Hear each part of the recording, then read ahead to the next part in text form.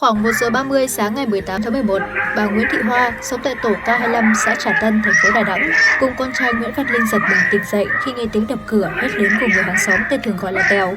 Ngay sau khi mở cửa, hai mẹ con hốt hoảng khi phát hiện dòng nước lũ đang tràn về mạnh, đang ngập khắp sân.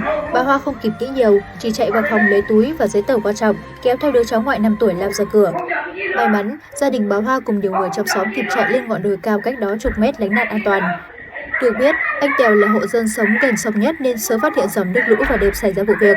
Hoàn cảnh gia đình của anh Tèo khá khó khăn, thường xuyên được bà con hàng xóm đùm bọc giúp đỡ. Đổi lại, anh cũng sống hòa đồng hay hỗ trợ làm một người khi có thể.